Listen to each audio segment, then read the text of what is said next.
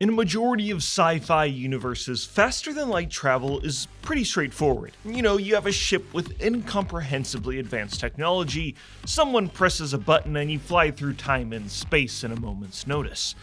But that is just far too simple and not grimdark enough for Warhammer 40k. If you want to travel across the universe, you'll need to travel through space hell, also known as the Immaterium, the Empyrean, the Aether, the Sea of Souls, the Realm of Chaos, but most of the time it's referred to as the Warp. The Warp is an esoteric dimension divorced from the concepts of time and space.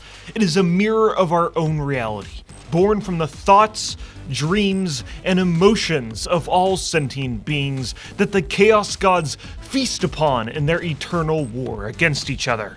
And if you want to travel between worlds that are light years away from each other, you're gonna have to travel through the Warp. Warp travel was first invented in the 18th millennium, during the Dark Age of technology. Despite the name, this era is when humanity invented its greatest technological advancements. It's just called that because humanity has forgotten almost all of this time frame's history and tech in the current 41st millennium. One exception being warp travel. So how it works is spaceships activate their warp drives and enter space hell, and then exit space hell many light years away on the other side of real space.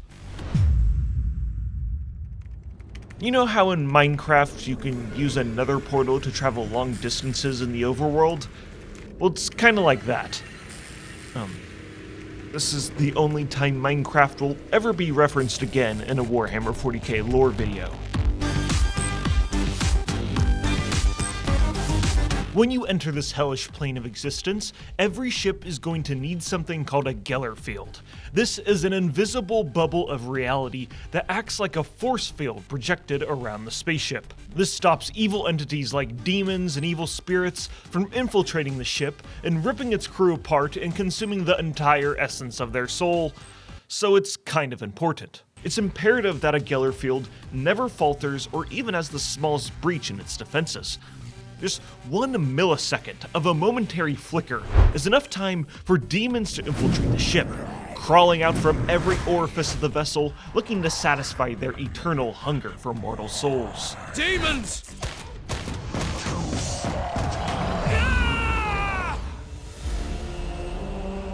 Geller fields are typically powered by monolithic generators. Now, keep in mind, in Warhammer 40k, spaceships can have the population of entire cities inside of them, so the scale of it is absolutely ridiculous. But there are other cases where a Geller field is powered by an unconscious psyker. Psykers are space witches who are born with the ability to draw upon the powers of the Warp. Most of them are too powerful for the Imperium to give them free will, and their lives typically boil down to their utility for the greater good of humanity.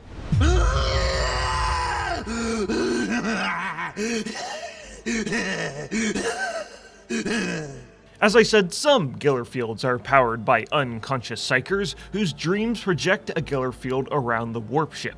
This is a very strenuous process where they'll probably die, so multiple psykers are needed to be stored and served as glorified batteries to ensure the crew's survival. Like I said, we can assume some Geller fields use this method of energy harvesting, because like many facets of 40k lore, the details are kept intentionally vague, and it's decided by the author on how they want to spin this aspect of the lore.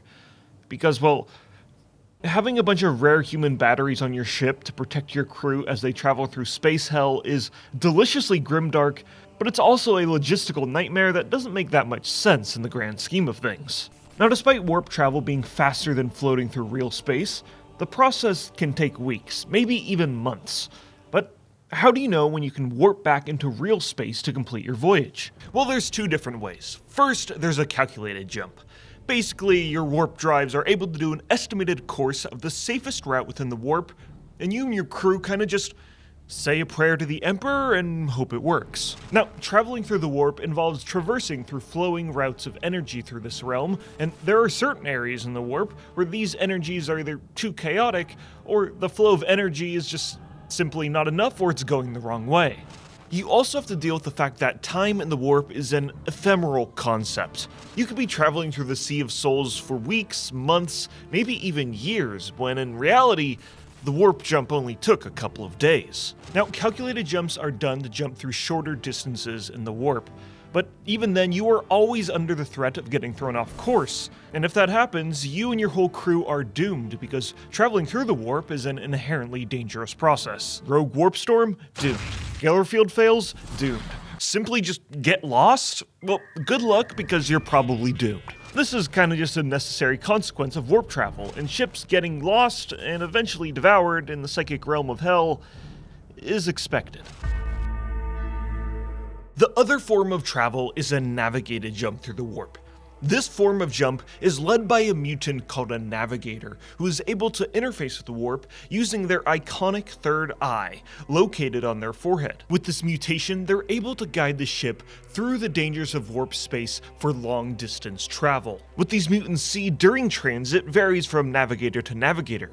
Some see visions of a boat being guided through the sea, others journeying through a forest or dancing across a musical journey. Despite popular belief, navigators are not true psychers, and most of their abilities are focused around the third eye located on their forehead. Navigators are plugged into the ship's system using optical cords, and they sit on a throne similar to the God Emperors as they guide their ship through the Sea of Souls. Speaking of the God Emperor, the main tool that allows navigators to guide a ship through the warp is something called the Astronomicon. The Astronomicon is a psychic manifestation of the God Emperor of mankind. Think of it as the North Star the Imperium uses as their reference point through the warp. A big reason why the Imperium's existence relies on the God Emperor's survival is because if he dies, there is no Astronomicon, which makes long ventures through the warp impossible, and humanity will be divided and doomed. So in order to ensure the God Emperor's survival, 1,000 psychers are sacrificed to him every day, and even then, he still might be dying, but we don't really know, but let's not focus on that existential dread right now, okay? Let's just focus on the navigators. So navigators are imperative to long-distance travel in the warp, but navigators themselves are a rare sight and are only used by the most important ships in the Imperium. Inquisitors, rogue traders, space marines, high-ranking nobles, only a select few in the Imperium have the ranking or the money to afford a mutant like this. The mutation to become a navigator is a recessive gene, which means two navigators must procreate in order to keep the mutant gene pure. This is typically done in the great houses of the Nevaeus nobility. The Nevaeus nobility is known for its supreme political power because of the monopoly it has in the Imperium concerning long-distance warp travel. The noble houses maintain careful propagation of their lineage to maintain the purity of the navigator mutant gene, and with it, maintain their social power. Navigators who interface with the warp typically live bleak, miserable lives as they're inflicted with horrific mutations from interacting with the Stark realm. This includes, but is not limited to, the lengthening of limbs, pale skin, scaly skin, large eyes, large hands, large feet, hairless, sharp teeth, claws for fingers, black eyes, body regeneration, superhuman strength, small PP, and pretty much any other otherworldly transformation you can think of. Navigators are a highly valuable asset to the Imperium, but their existence is a lifetime of sacrifice to ensure safe passage for the Imperium of Man.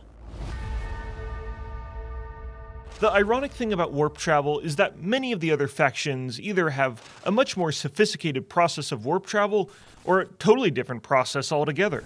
Except for the mortal enemies of the Imperium, the Chaos Trader forces, who basically use the exact same process as the Imperium, Gellerfield and everything most of the time, in their chaos or reclaimed ships once belonging to the Imperium, both of which need quite the substantial crew. We are your mortal, pathetic servants! Chaos cultists, Imperial turncoats, mutant beastmen, these are the type of individuals forced to operate the ship. The conditions are a never-ending living hell they must suffer through for generations in order to appease their dark overlords. And to guide themselves through the warp, they can say a prayer to the dark chaos gods, or use a powerful sorcerer, or an enslaved navigator, or a ghastly entity called a demon host, who are immensely powerful demons bound within a living host. But the other factions in 40k? Well, faster than light space travel is far easier for them. the Leagues of Voltan, the Space Dwarves have a superior Geller field, better than anything humanity has ever created. Orcs, they don't even use a Geller field. Orcs are weird. They all are psychics, and simply through the belief of concepts they can manifest real-world effects. So for example, their ships have big teeth and spikes on them to scare demons away, and their collective consciousness of this idea makes a Geller field-like effect. Psychically potent orcs called Weird Boys, with a Z, that's important, work as pseudo-navigators to guide the hunk of metal called a ship.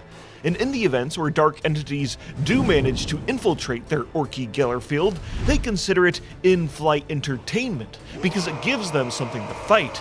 And that is all orcs live for. Anyways, back to the methods of travel for the other races in 40k.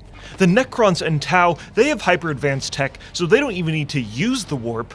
The Eldari and Drukhari use the webway, which is like an alternate dimension of networks and tunnels, so when you compare the Imperium's way of traveling to the other advanced races, it really puts into perspective how far back humanity is in terms of technology, and how every other race kind of just views them as primates banging rocks together in space. But personally, I think warp travel is such a fun quirk in the 40k universe. You know, a lot of the tone in 40k has lots of fantasy elements to it, with its knights in shining armor, elves, orcs, and gothic architecture. Warp travel is no different, as I feel you can draw a lot of comparisons to traditional boat travel. You are sailing through this dangerous realm for weeks with a ridiculously large crew. There are specific boat routes that are reliable, but if you want to go to uncharted territory, you'll need someone experienced with the waves of the sea. All the while, you're under the threat of being blown off course by a rogue storm. It's just that, in this universe, the ocean is actually hell, and as soon as your flimsy barrier falters, you and your comrades will be ripped apart in a matter of indescribable otherworldly violence in this hypothetical ocean. But other than that, yeah, no, it's just like a boat.